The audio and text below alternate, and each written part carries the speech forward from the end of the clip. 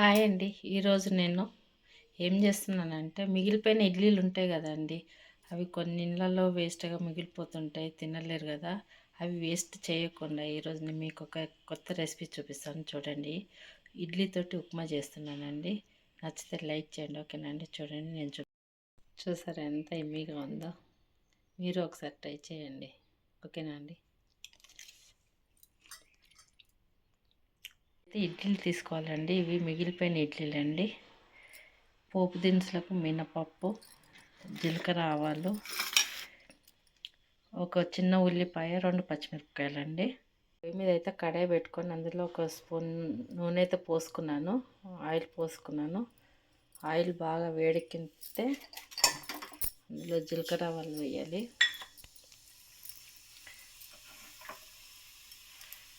తర్వాత కొంచెం మినపప్పు కొంచెం వేగనియాలి. తర్వాత ఉల్లిపాయలు,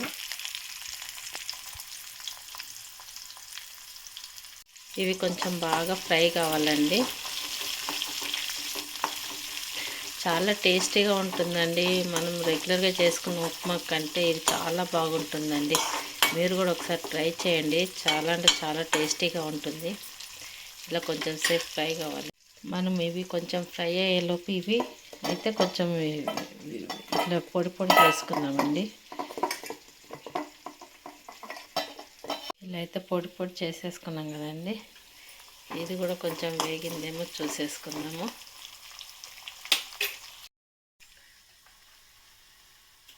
తర్వాత ఒక హాఫ్ స్పూన్ పసుపు అయితే వేసేసుకోవాలి.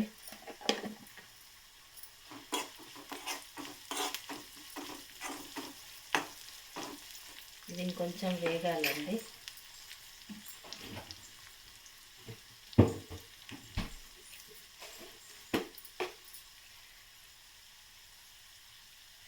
కొంచెం అయితే అల్లం వెల్లుల్లి పేస్ట్ వేసేసుకున్నాము.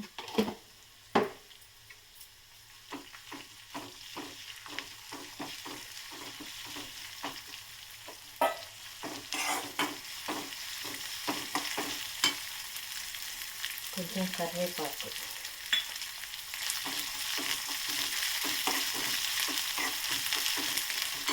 మనం ఇందులో ఉప్పు వేసుకోవద్దండి, ఎందుకంటే ఆల్రెడీ మనం ఇడ్లీలో ఉప్పు ఉంటుంది కాబట్టి మనం ఉప్పు అయితే వేసుకోవద్దు, ఎందుకంటే ఉప్పిసం అవుతుంది కాబట్టి మనం ఉప్పు వేసుకోవద్దు.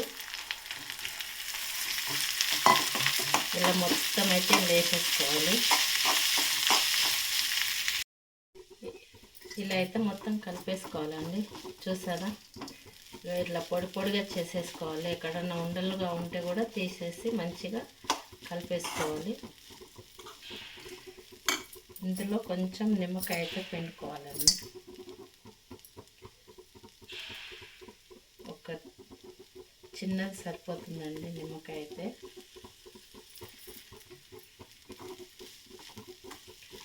చాలా టేస్టీగా ఉంటుందండి, చాలా బాగుంటుంది. మనం ఇడ్లీలు మిగిలితే వేస్ట్గా పడేస్తుంటాం కదా, అలా చేయకుండా ఇలా చేసుకొని తింటే తినని వాళ్ళు కూడా తింటారండి ఇలా చేసుకుంటే అయితే. ఓకేనండి. నచ్చితే లైక్ చేయండి, షేర్ చేయండి, కామెంట్ చేయండి. ఓకేనండి, బాయ్.